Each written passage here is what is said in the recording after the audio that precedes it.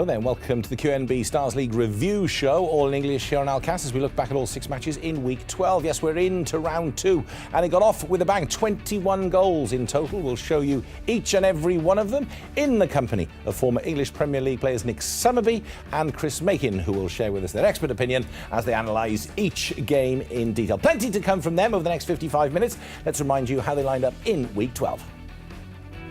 Spread over just 2 days in week 12. On Thursday the 8th of November, Al Duhail Al Shahaniya was the early kick-off. Then 2 kick-offs at the later time of 1920. Qatar Sports Club, Al Gharafa and Al Sadd up against Al Kharatiyat.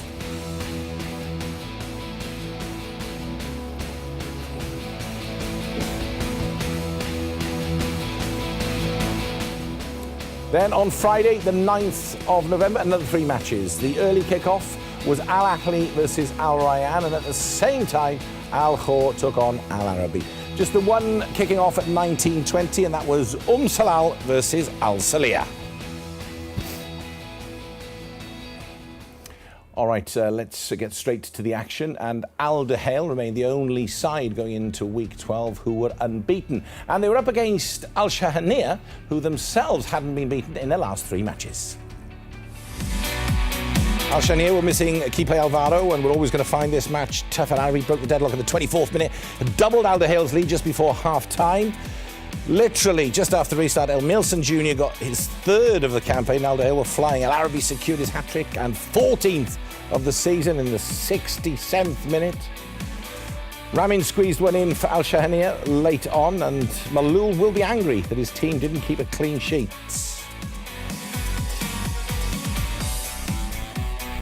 Nam Tae Hee had the final word to make it 5-1. Well, there we go. Just no stopping them. Remain the only team, as I said, unbeaten going into round 2. And if there were any worries that they may not have been matching the intensity of last season under new head coach Nabil Malul, maybe they are now, Chris Makin, getting into that sort of mode. I think you're exactly right there. That performance, it was the first time really where they've really gone at the team. Previous performances, they've done well, but they haven't been as free scoring as last season. But I just sense a little bit of determination for once with Al Duhail at the weekend. And that's another game gone for Al Sadd to get back at them. They just keep winning these games. And well, they could go the season unbeaten again. I mean, it would be quite incredible. I mean, Al Shahaniya, as we've said, they've had a good run of late. They're a difficult team to play against. Alvaro, he was missing. That was always going to be a big problem. But even with him, up against this sort of Al Duhail side, they weren't going to get much. Yeah, it was a big miss. No Alvaro. Listen, they've done fantastic, and I think they will stay up, Shahaniya, without a shadow of a doubt. But you're playing against the best, and literally they are the best of hell. They scored 7 goals in 2 games, and it could have been 13, 14 goals. You know, their only problem, which is not a problem, is just that they're missing opportunities to finish teams off. But they're in control. It's the way they're going about the business at the moment now, they're hitting form at the right time, on the top of the league, and they're unbeaten. And he's hitting form as well. He's always a bit of a slow starter, and I don't say that in a bad way at all, but when he comes good, there's no one better.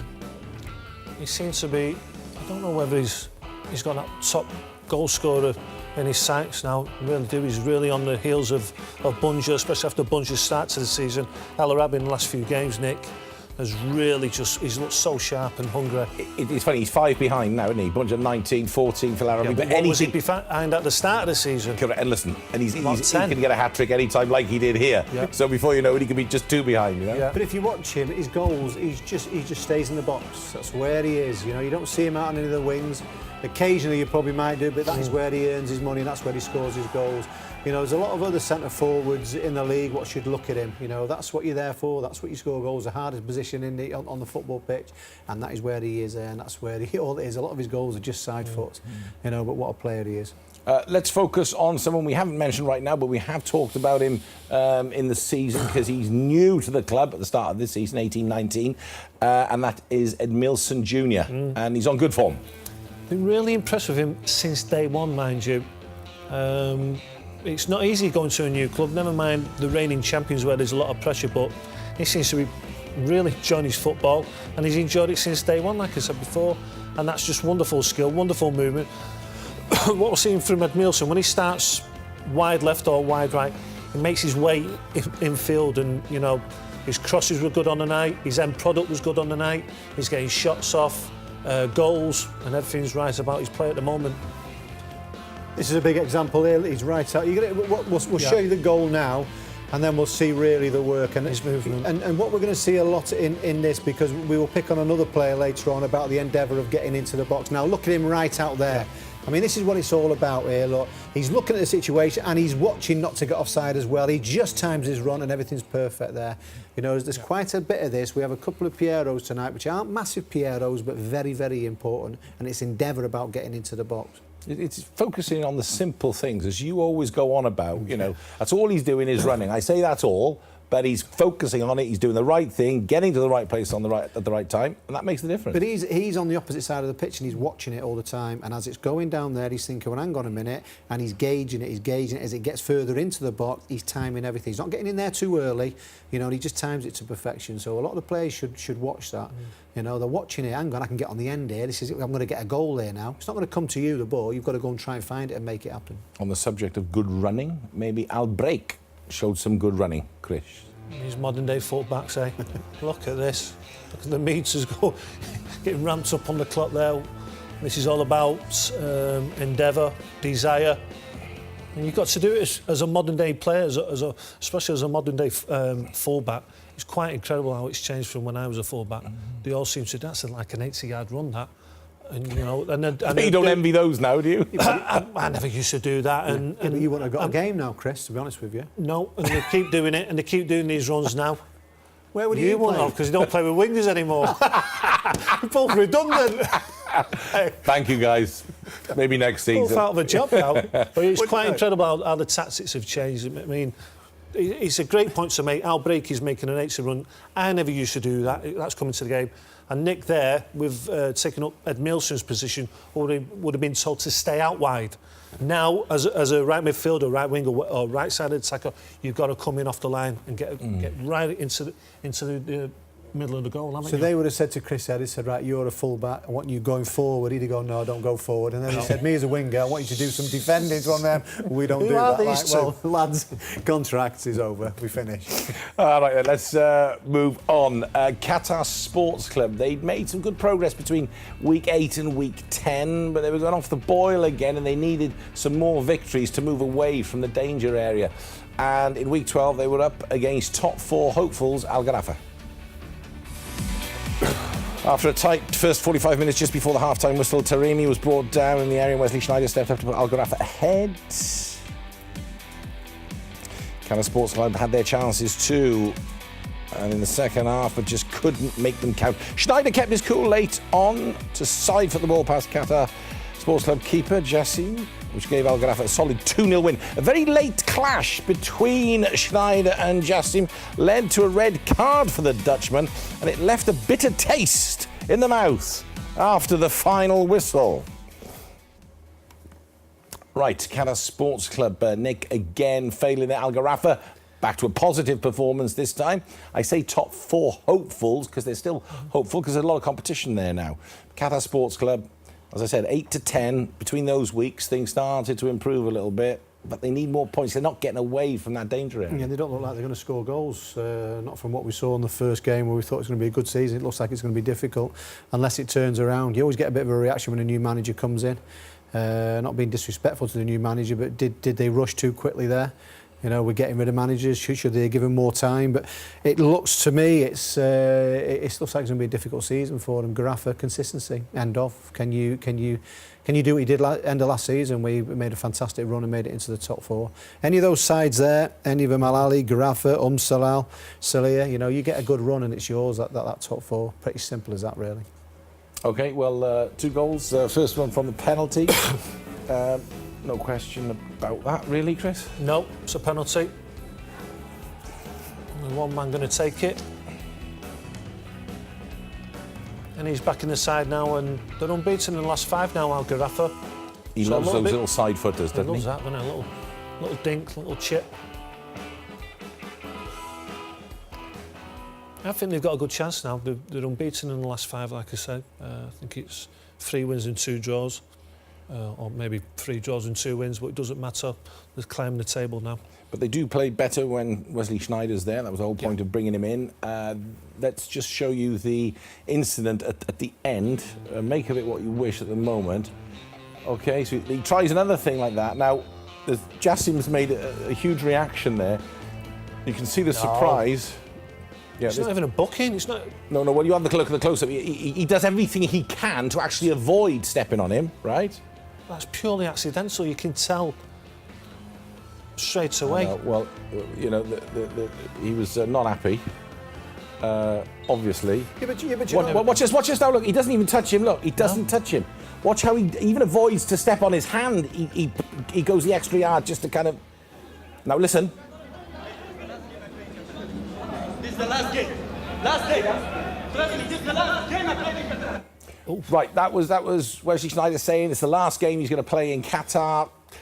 Heat of the moment stuff. Have you done it? Have you done it? Of course you do. Millions. Do you know what that shows you there, really? He's really passionate. Yeah. You know, when you're talking about a world football star, and all of a sudden he's passionate. He's had a wonderful game, scored 2 goals, and that decision is laughable. Simple as that. The goalkeeper should get in trouble for that. You know, don't need any of that. Why would you do that? You have a bit of respect straight away for starters. And all of a sudden he's passionate and he's not happy with it, and he's been frustrated. We saw after that he apologised. Well, let's just show you this, because to be fair, Wesley Sneijder did that. He saw straight away. Look, he said, "Whilst playing a football match, I reacted in the heat of the moment of a red card I did not deserve. However, to counter any false media speculations, I enjoy living and playing football in Qatar." He's told us that personally, to each one of us, how much he enjoys here, how much he enjoys helping his team, and therefore we should just understand sometimes things are said in the heat of the moment. Everybody makes a mistake. He's cleared it up. But, you know, a lot of people are talking about it. I think it was worth us discussing it, but I'm glad I think you've put it into perspective, really. Well, I shouted once, I got sent off once, and I shouted I'll never play at Oldham again, and nobody missed me. Didn't have the same effect. And they didn't have Twitter in their days either. No.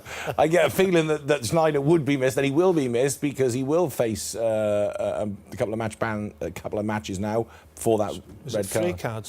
Free games for the straight red. Yeah, but he shouldn't do. You know, once they look at that and they go, "Well, hang on a minute, wrong. Come on, let's get it all sorted out again." You know, I thought the goalkeeper was bang out of order then. He scored 2 goals and gets sent off. You can tell because he works here. But do you know what? Do you know? But okay. I don't care. I mean, it's not just the referees here which are getting it wrong. It's the referees all around the world. Did you see the Sterling from Manchester City against Donetsk the other day? It's laughable. He's kicked the floor and he's gone down and been given a penalty. He's nowhere near it. So these referees aren't just there. All around the world have got to get themselves sorted out. Don't know what they're doing. Don't know what they're seeing. Okay. I do think they think the game that everyone comes to watch them. I think that, yeah. Yeah, listen, it's a good argument. Let's move on to the next match. Al Sadd, where should we go next? Yes, let's go to Al Sadd. They were on the rampage, weren't they? After they lost that game in week 10 against Al Ahly. They couldn't afford any more slip-ups towards the end of the season if they really wanted to remain in that title race. Nick Summerby and Chris Makin with the commentary.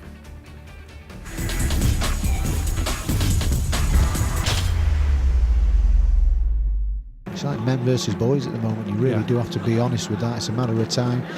I mean, they're just holding on for their lives, really, aren't they? I mean, here they are working it. Here's Ismail Hamid just down the right side. Lift it up. You've got to lift it up. Great ball. Oh, there we go. Hamid gets on the outside. I thought he should have lifted it up, but he whips it round. Sophia makes another mistake. All over the place. He's made so many mistakes this season. The ball comes across the box. He does it. He gets the slightest of connection, but he goes right into the path of Bunja. And Bunja's possibly got the easiest chances this season. Just side foots it in the net to get that 1-0 lead for Al Sadd. Now, ball to the far post. Oh, chance for Hamid. Nips in to grab his second of the season. The Qatari fullback. I mean, there again, there's Xavi just laying the ball forward. It comes out, there's the pass from Al Haidous and a wonderful run from Hamid. He follows it all the way. You just watch him here now. I mean, here's the cross, and then he comes into your picture there. As soon as a mistake's made there, he is just to with his right foot, just put it past the keeper. Feeds Bunja to Abdul Karim to make it 3-0 Al Sadd. Abdul Karim to his left, here we go. Sorry, fed Bunja with the through pass to Abdul Karim, who just whips it to the far post, makes it 3 on the night to Al Sadd. We're looking at the formation of Karatiat, and Al Sadd has gone into that centre forward role, but it's Al Sadd at the start of this second half, straight on the front foot. Maybe a chance here for Bunja, attacks it back to Afif, back to Bunja. Bunja with a goal right at the start of this second half, within 30 seconds in fact, and that's 4-0 Al Sadd now. The blue shirts of Al Karatiat, there's Hamid bursting forward, pulls it back, and then it's a little bit of a Al Sadd players just taking the time, passing to each other in the Al Karatiat box. Here's Bunja to Afif, back to Bunja. You think Kuki should go for that grass burn as well, yeah? Oh my word, you've changed, Nicholas Sorby. Hamid, here we go. Oh, there we go. You don't dilly and dally, Chris. Straight away, it was a penalty. As soon as the ball comes down, they go right down the other end. Afif gets brought down. And create an opportunity, and they've created a penalty now. Al Sadd, Afif to step up. Can he grab his 11th of the season from the penalty spot? That's a weird run up. Wonderful penalty from Afif though. They've been totally outclassed. If you look at Kratiat now and you think, have they got a chance of getting out of the relegation zone? You wouldn't think that at all. Come on then, get in the box, get in the box. One back, Nick, one back for Sadd, and you know what, they deserved it in the last few minutes. You've got to say with Sadd is he does get his goals throughout a season, he pushes forward. I mean, that's Abdul Karim giving the ball away, very sloppy, and here's Sadd here now that opens up for once in the game, and he slides it past the keeper to get a goal to make it 5-1. Maybe a goal here for the youngster Sayar. Oh, good save by Sofyan. Queuing up now the white shirts of Al Sadd, and they get one back. Bunja gets his hat-trick. What a strike. Abdul Karim starts to move off down this left-hand side. Good flick on by Afif. Watch Bunja just slipping in Sayar. Not really cleared by the Karatiat defenders. Bunja just slams it on from the penalty spot on the half volley into the roof of the net. 6-1 on the night.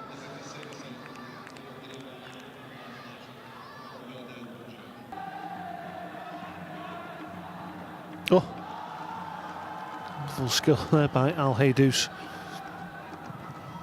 Sayar coming in. What a wonderful finish by Sayar. But look at this for a finish from the edge of the box. Oh, wonderful. Just passes it, curls it into the far side of the netting there. It's a wonderful, cool finish there from the youngster. No chance for Sofyan.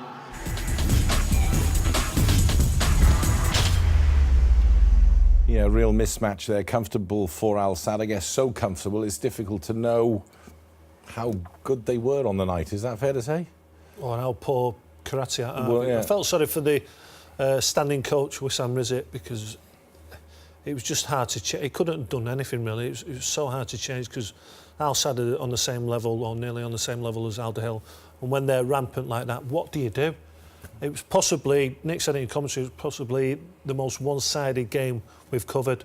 It was certainly up there, if not the most one-sided game. It was just, they couldn't get out of their half. No, they just didn't create anything at all. No. This is how it started with the 17th minute. Bunja getting the first of his hat-trick on the night. I mean, he didn't even have to work hard. That's the disappointing thing there. After 17 minutes for the first goal for Al Sadd, they didn't even have to work hard for it. But then after that, the floodgates opened, don't they? And it's just wave after wave of attacks, and it's hard. It's so hard. You often use people in this in commentary and analysis often use the term "it was like a training session," and I think here that would be almost validated, Nick. Yeah, it was. You find it difficult to where they're going to go from here. The only disappointing thing, what I think they made a mistake with, they had Maher on the bench. You know, I don't care if he's 20% fit. He has to stand as a centre forward. They were crying for somebody. Hamroons doesn't play there, you know, and they played the whole game without a centre forward. And you know, we will always say at the end of the season, whatever happens to them, they got rid of Tibucanid and they have to replace him. You know, you've got to put up a centre forward. You can't play against Al Sadd without a centre forward. There's nobody to hold the ball up. You know, and I just find that strange that it just didn't stick my head. I don't care why, I don't care what the reason is. They needed a focal point then, they didn't have it. The only positive, and they'll have to use it, Wissam Rizit will have to say, we were never expected to win that game. Forget about that game. Next up is Al Shahaniya. That's the type of game they need to get a result from, or even win. Maybe a draw's not good enough. Yeah, you know, well, just concentrate on those games against the teams that are around you in the league. That's the only chance you've got this season, isn't it? And they've got to work now. I know we have a bit of a mini break now, but they've got to work. They've got to be on the training pitch, get it into the brains, make it simple, work on the defence, work on the midfield, and just drum it into everyone's head. They've got to win this game of football now. You're 5 points away from Alcor, and that's a gap already, so you're desperate for a win. A couple of things you both picked out. Hamid, a first good right-back play. What is it with these modern-day fullbacks? It's just unbelievable. You've got to have an iron lung now if you play right back or left back. But wonderful play. He's shown some really good form. And the cross before that wasn't the best of crosses, but he made up with that one. Absolutely fantastic service for Bunja. There we go. Great movement. A 1-2, skips past the full-back. He's just waiting for a little bit of, movement. Well, sets up the goal there for Bunja. Hamid was excellent on the night. There's that run from out to in. Incredible, isn't it? It's just that movement all the time. They come off the line and they drive inside. This is the best one. Watch his movement here. So he started the move and he's carried on the run. It's box to box. What's he covered there, Nick? About 80 yards. It's quite incredible what the skill level and the stamina that you need to be a modern-day fullback. It's interesting how you talk about the way the game has changed, the modern game, how it's changed from the time you play, which, you didn't play that long ago, for goodness sake. But what's the main difference, Nick, between today's footballer and when you played? Well, if we can put it into a nutshell, Chris used to play at Oldham Athletic, which was AstroTurf, and this is called a grass burn. This is a nothing. Now, this is the difference between the modern-day footballer. There's nothing better than going to bed at night time and the bed sheets are stuck to the side of your leg. It's a nothing. You get up. Now, this is a player here now who we're looking rolling around the floor. He received treatment for that. Yeah. Now, that's where we are there. And by the way, that's a nice grassy pitch. It's had plenty of water on it. By the way, we're not saying we're old hard ex-pros. We are now, Chris. But come on, that is a grass burn. Different sport. And he went off the pitch for treatment. I played a game against Hawaii, as you do. We played a game on a pitch which had a mixture of soil and volcanic ash. And our winger, Peter Cook, was so badly hurt during the game when he faced a giant Tongan winger who sort of dragged him along the ground. Through the ash. He lost all the skin on his legs. He carried on till the end of the game. And we only had 7 days in Hawaii, and he spent it all indoors, having his wounds dressed on an hourly basis. Now, that was a problem. No, that's a real grass burn. That's proper. That's a little thing, that's nothing at all. So we just... I had worse in the playground when I was a kid. Well, every day your knees, you go home with your knees all cut. Come on. That's all part and parcel of the game. Get up and get on with it. All right. Let's move on. Al Ahly, they'd won 4 games in a row, so they were going to prove a stiff test for Al Rayyan. Remember, both these teams now going for a top 4 finish. Nick and Chris once again describing the action.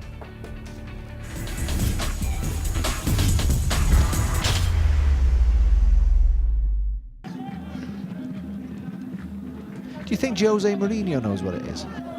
Or anybody that... Oh, what a ball, 1-0!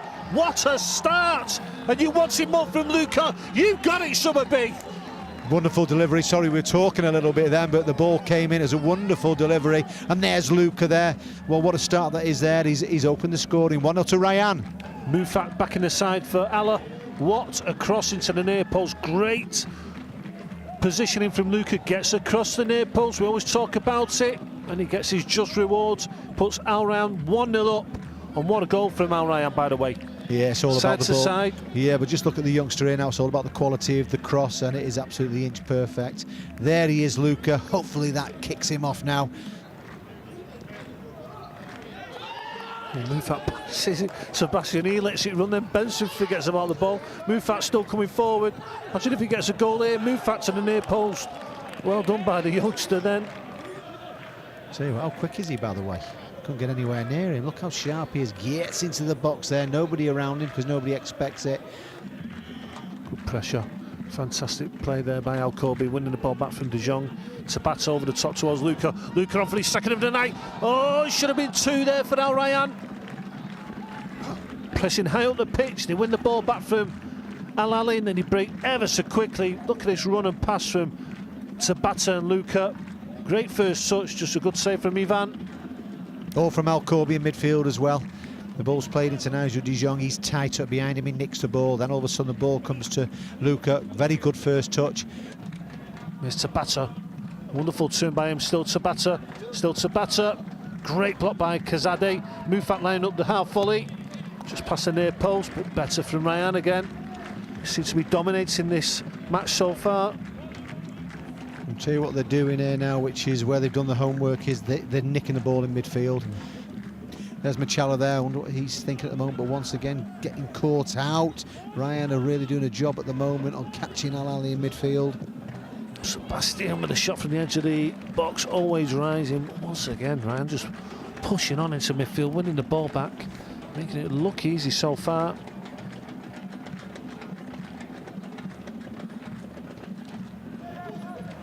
He wins the ball back with a tackle, ends up with Montari. And Ali and Khalfan that time taking the shot on. Goal kick given. Having little spells, aren't they, Al Ali? They are, yeah. You know, that was a brave header there from Nasser, but he just tries his shot. Very difficult trick, very difficult for him. He didn't know where he was, but they are showing little bits. You know, Glimpses. you know it's there. You know it's there, but it's all really about this side, Rayyan. And there's Mufat with the cross. What a cross as well. And there's Luca, very early in the game. It was the first 3 minutes or so, and there's the first goal for Rayyan.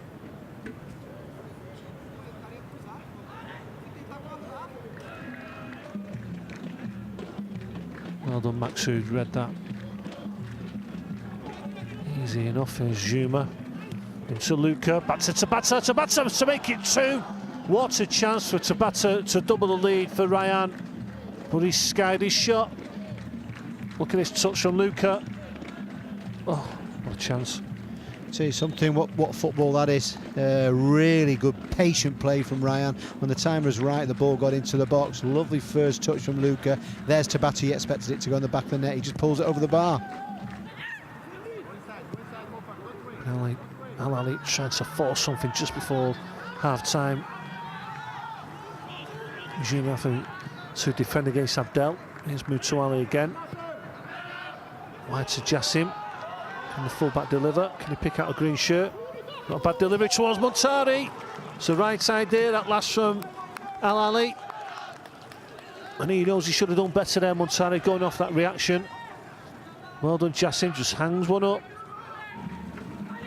I've been very strong in the tackle tonight, Al Rayyan, and that's a wonderful ball by Sebastian. Releasing Luca. Luca, can he get his second of the night? Oh, past the far post, he could have had an hat-trick now. Luca, instead of he's only got 1 goal. Got to do better then. It's a lovely first touch. Everything's right then until he just takes the strike and he pulls it wide. It's really good play. They once again nick it. They stop Al Ali from going forward, but then they hit them quickly on the counter attack. And Luca really should have had his 3rd goal of the evening. And here we go. Oh, what a ball by Mutawali. Proverbial teaser, and you just wanted Montari coming onto that instead of Khalfan. Yes, Sebastian, good ball out to the right hand side. Tabata, he's going to get the ball out of his feet. He's going to look to deliver. Here we go, ball into the box. Go right at the edge of the box. Oh, bad first touch.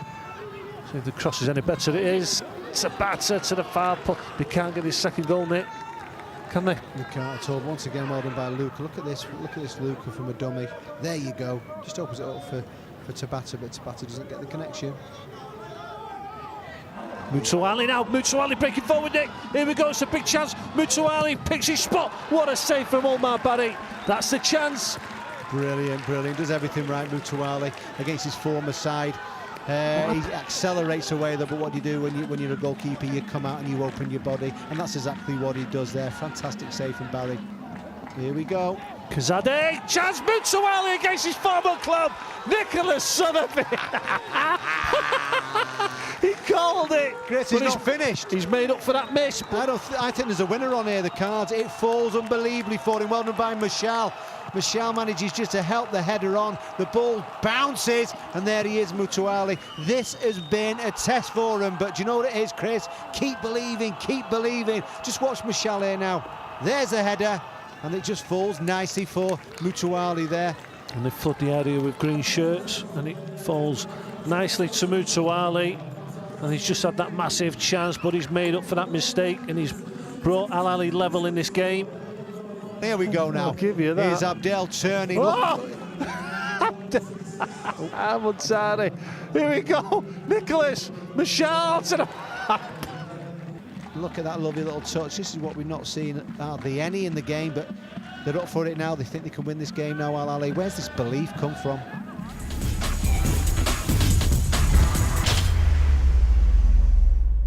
Yeah, great game to watch, great game to commentate on. You could tell that from Nick and Chris's voices, because anything could have happened there, really. Proper game of football. Both managers did the homework going into it, especially Rice. A different look, Ryan, but a tough Ryan. Got to say that. Very, very organised and difficult to break down, but Al Ahly stuck at it. You know, this was the next level for them. Wonderful start, by the way. Look at this for a cross from Mufak here now. Absolutely wonderful. And there's Luca there just to get his head on it, which is a good header as well. But I was impressed by the youngster there, Mufak, on the right-hand side, did really well. Just look at this for a cross. It makes his mind up. Very difficult thing to do there. You know, there you go. Get on the end of that there. And it's a great start for Ryan. I mean, this came to show how far Al Ahly have come with the recent results. I mean, they've had 4 victories on the bounce. So Al Ryan were up for this tonight, in this game, sorry. It's funny, before the game we were asking about Luca, how we wanted to see more from him. I love the commentary as well. Chris screaming right at you saying, that's what you got, more from him. And you also predicted that it would all be down to Mutuali at the end, Nick, and it was. Yeah, brilliant. They found it difficult. They didn't give him a sniff at all in the first half and parts of the second half, but then when it started to open up, he had a chance just before this, which we'll see, you know, but eventually, how many times do you see a player playing against their old side? They have that little bit more to prove, especially Mutuali, because I still think he should be there now. But he proves a point, you know. This guy is a quality player, and he's happy at Al Ahly now, and this just put everything right for him. You know, I think it took a bit of time when at the start of the season. I think he thought, well, hang on a minute, I should still be at Ryan, but now all of a sudden he's back to his best now, and it always happens, doesn't it? But both head coaches, Chris, saw the victory in a different way, didn't they? Because remember, right after we saw Milan Michal sort of pump the air as if to say, you know, that was a good draw for them. You could saw Bullen Yugen, and his reaction was one of despair and a bit devastated, really. I don't think he can be too disappointed, because it was a fabulous display by Aaron. So strong, and he really did a number on Al Ahly for about 70-75 minutes. But you've got to give credit to Al Ahly. All of a sudden, the last 4 games, it's just given them this belief, this confidence, and they kept going. And you could tell there was going to be a goal, and honestly, they could have had a couple of goals. But Al Ryan will be severely disappointed. They really will. Because, as Nick said, they did their homework, and the tactics in midfield, especially, Nick. So this is anyone can do this if you do it as a team. You know, and I think this should be a standard for a lot of the teams. Get tight on them. Don't give anybody any time or space. And this is what they were like.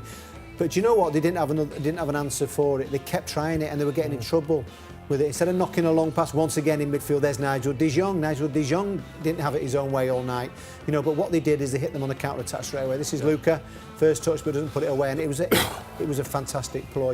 You know, once again in midfield, they're tight again, and they just kept trying to do it, and kept getting caught out. Instead of going wide or dropping it into the chest of Muntari, a different option, time after time, those straight balls right down the middle, and I'd say what, Ryan just pounced on it, didn't they? Fabulous play again.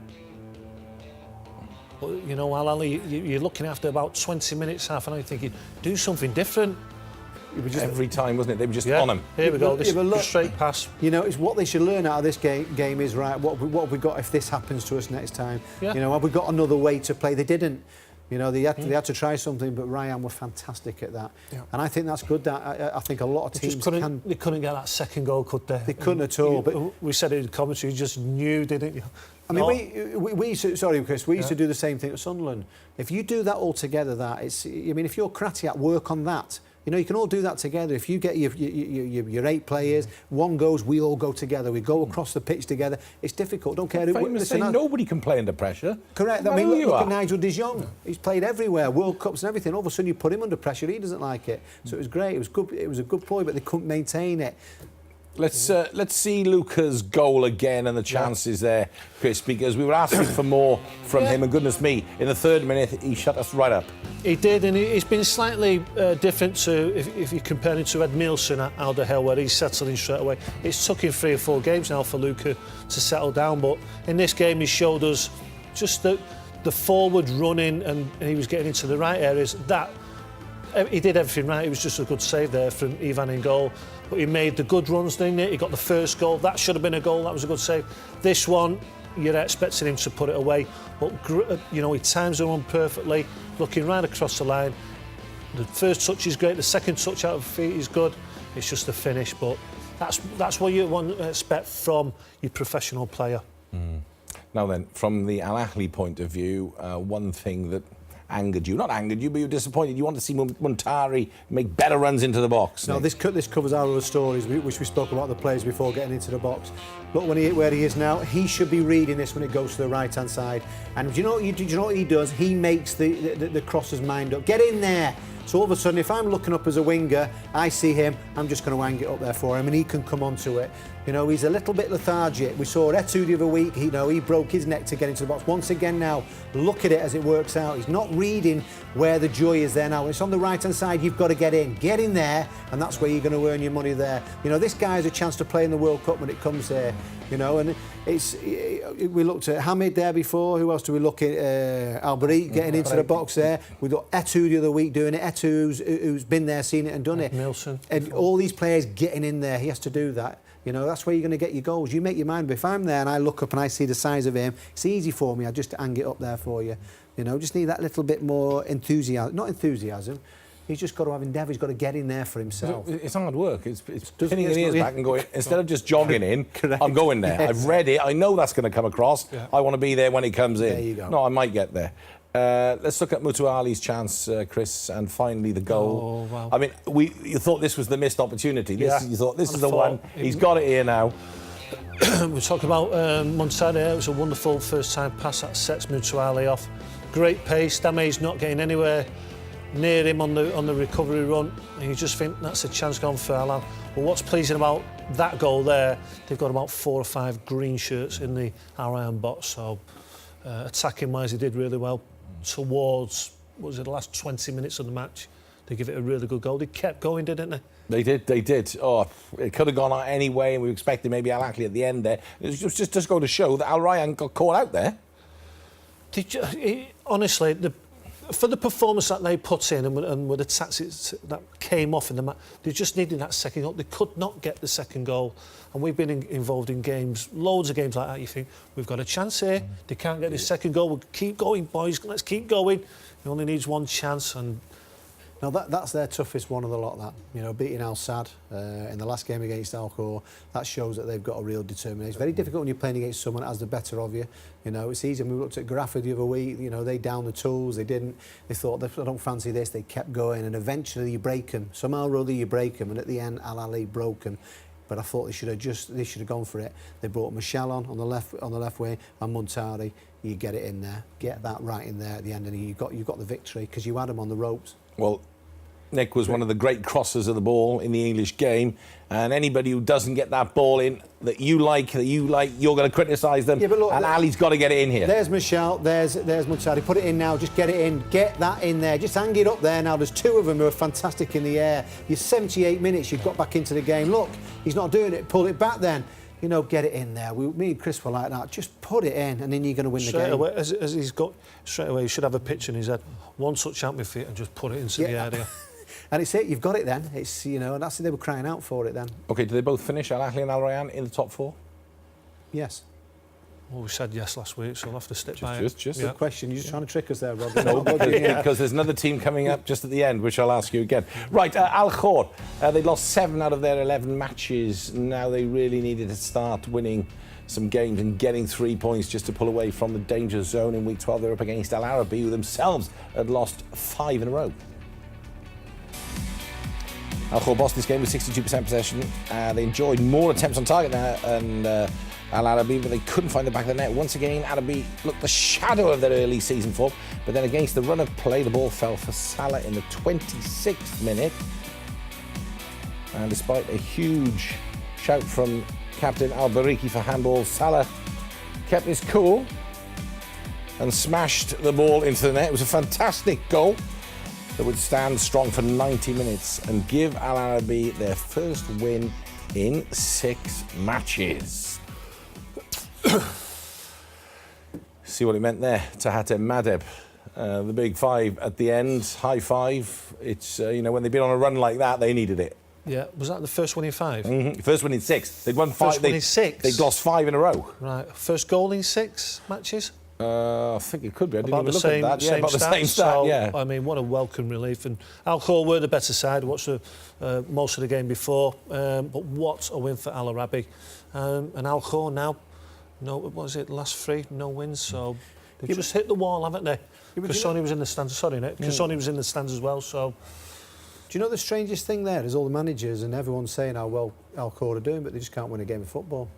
Machala said if they've got no chance in going down, they're a top quality side, but they've got nothing to show for it. Maybe that gives them a little bit of hope that they could come on one of them runs, what we used to see with Al Khor's second part of the season. I think they still have a game in hand. So yeah, obviously they've got something to hold on to. Al Khor have a game in hand. But that will only. Do you want a game in hand when you're playing that? No, you want the points in the bag. But even if they win that game in hand, they still go level with Qatar. I think they could get out of that, and I think Qatar could get brought into it. Okay, well, this was the goal, and I say ironically because he's had so many one-on-one chances, and goodness so me, pleased. that was top-class finish from Salah. So pleased for him, and the chances that he's had. We're not going to say they're easy. It's never easy to score a goal, but compared to that, they've been really easy. And that one, that's the hardest chance out of the last 7 he's had, and he's managed to put it away. Was it handball? It was handball, but don't stop. Don't stop. Believing. Who stopped? Al-Bariki, the captain, stopped. Nick. Once again, you're going to get told off again from Chris Macon and Nick Summerby. This is a golden rule. It's what you get to learn this as a kid. You never stop. Don't care what happens. I don't care if he picks it up and runs into the goal with it. You wait for that whistle. First and foremost, you're our captain, and you're fined a week's wages for this. Straight away, just watch him here now. You'll see, look, he stops. Forget about the handball. There's no whistle. Watch. This is your better angle. Look. He's expecting the referee to give it at all, and he doesn't get it. It's absolutely... I'll tell you what's changed with the modern game as well. I mean, it might have happened in the past, but you normally get the attacking players going down and wanting the decision from the referee. You're getting defenders doing it now. Defenders are doing it. You can't take a chance in your own penalty area expecting the referee might give you the decision. Not as a defender, because you'll end up in a goal. That's your job. But you're getting defenders doing it now. They're going down, stopping play, waiting for the referee.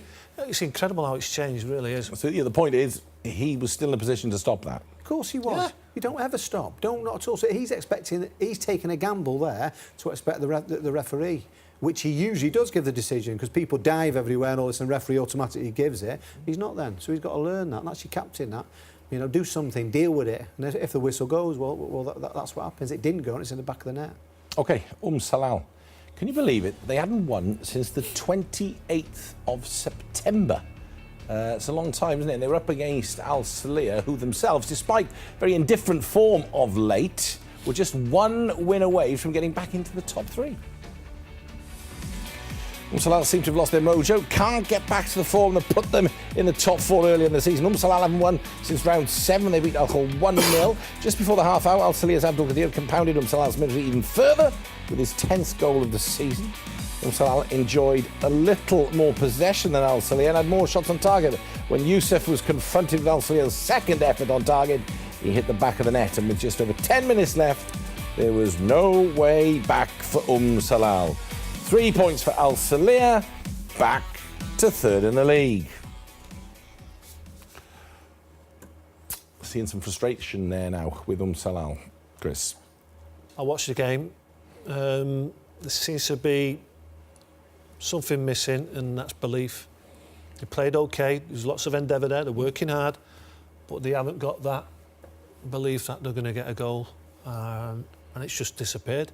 And it's strange, we keep talking about Umsalau being one of those teams that can get in the top 4, and at the moment it's not looking like it. They're not scoring goals, they're not getting results, are they? And I think it's just dented or killed their confidence. Sometimes you're playing games and you know how to get a result, Rod, you keep going, and you know how to get a win or a draw or get something out of the game, and it just doesn't look like the Umsalau players believe in it anymore. Abdul Qadir with that first one, he's on form, isn't he? And then that was Yusuf there. Yeah. They've hit a bit of form now, Salih, Umsalau, 7 points off from getting that top 4. I don't think we'll be talking about them in the top 4 unless they pick it up for a bit. It's not looking that way at all. It was strange because they started the season off and they looked different. They were playing better football, they were scoring goals. And just what Chris said, it's now all of a sudden they're thinking where we're going to get this next victory from. Salih, they've turned it around. They've got a couple of wins now and it's got them believing again. And it's about consistency with them. Yeah, it's consistency. But what I will say about Salih is Tibi Karim was sent off, straight red, so 3 games. And Abdul Qadir was stretched off.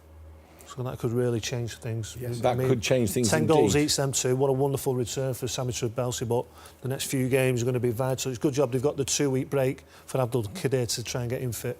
Which is why I asked the question just a few moments ago. I said, Al Ahly and Al Rayyan both finish in the top 4. You said yes. So where do Al Salih finish? They're currently 3rd. 5th. I'm only going like that they're going to blow up again. I think what we've seen, away from these top 2 games now, their form dipped, and I think they've got that in them against. Well, they've certainly got it in them now with their leading strike force. Yeah, obviously, but I'm looking at last season, how wonderful they were last season, and the wheels really did fall off. So I'm going to just give the benefit of the doubt there to Al Ahly with Machana. Who's he? Machala. Machala. Garafa got a chance. Maybe. Now that Snyder's staying. Or is he? We don't know what he's doing this week or next week. Who knows? He's staying. But it's a wonderful. It's totally different this year, and it's a wonderful group. And I mean, if Umsalau can get something going in the second part, we're in the second part of the season. But I think it's going to be a fantastic race. Yeah. Let's recap then the results from week 12. Here we go. So, Al Dahail, 5-1 victory over Al Shahaniya on the Thursday. It was an easy win for Al Dahail. Kara Sports Club losing at home to Al Gharafa. Samuel Eto'o still out with an injury. They could do with him coming back. Al Sadd, 7-1 win over Al Kharatiyat. Big, comfortable victory for Al Sadd, who now still in second, still chasing Al Dahail. Al Ahly, 1-1 with Al Rayyan. Great win for them. A point for them. Probably felt like a win because of Machala's reaction. Al Khor losing 1-0 to Al Arabi, and Umsalau going down 2-0 at home to Al Salih. What does that do for the league standings after week 12? Here they are for you. So it's Al Dahail. Look at that, 8 points clear of Al Sadd. Al Salih, they're in 3rd at the moment, 1 point further back. Al Rayyan in 4th, same points as Al Salih, just their goal difference not quite as good. Al Ahly in 5th. Al Gharafa in 6th. Salah down there in the bottom half of the table now in 7th. Al Arabi in 8th. That victory certainly helped them in week 12. That's a relief. Al Shahaniya in 9th. Qatar Sports Club still hovering there in 10th. Al Khor still in 11th. And Al Kharatiyat 3 points now, 5 points adrift of Al Khor. It's looking pretty lonely down there at the bottom of the table for Al Kharatiyat next. It is, yeah. And what they've got next, Shahaniya, they should try and get positive somewhere. Try and get it going a little bit. Work hard in this little bit of a break you've got now, and get your 3 points there with Shahaniya, and hopefully get it going again. But it is looking a bit, after that performance against Al Sadd, it was all over the place. You've got to be really honest. Okay. I just had to check they were playing against Al Sadd then. He just lost it. I thought we were clicking off then. No, we're not clicking off. No, no clicking off. Time for the top 3 goals of the week as chosen by Nick and Chris. We're going to start with Chris, who's going to tell us who got number 3. Abdul Qadir, wonderful form recently. Towering header. Takes his total to this season 10 goals now, level with Tibi Karim. He's one of them. He's like a Montara. You hang it up there with the right pace on the ball, and he's going to. If he gets a run on the defender, game over. Wonderful header. Let's hope his injury isn't too serious, and he stays fit for the remaining number of games this side of the winter break. Remember, we're up to round 15 this side of the winter break. Nick, number 2. Delighted to say, Salah. We've never had a go at you. We knew it was round the corner, and he's ended up getting the goal. Had a lot of opportunities in quite a few games, and I tell you what, I'm delighted for him. Keep going, keep carrying on, and eventually it turns round. A little bit of a shout for an handball, but we're not taking any notice of that at all. It's all about the finish, and I'm delighted for him, and hopefully now he starts banging a few more goals in. Tremendous finish. Goodness me. And when he, forget about those one-on-ones he missed out on. Now that one's got to be sticking right there in the front of his memory. But number 1, Chris Macon, goes to who? Goes to the outside youngster, Saya. Yeah, Doesn't start a lot of games, but when he comes on, he's scored a few goals. And what impresses me about him, he's got a cool head and good technique. And that is a wonderful finish. You normally see players blast it over the bar. Well, this is great technique because he just passes it into the net. Great bend on it as well. Wonderful goal. Saya, we're talking about all these young players coming through. He could have a little bit of a future ahead of him. Yeah, absolutely. A fantastic goal. Thank you very much, gentlemen, for choosing those and for your comments throughout the match. That's it. Chris and Nick and myself off for a little bit because international matches taking over, so make sure you enjoy whichever team you follow. We'll be back with a preview to week 13 on November the 22nd when the matches start again on November the 23rd. They come round very, very quickly. From all of us here, bye for now.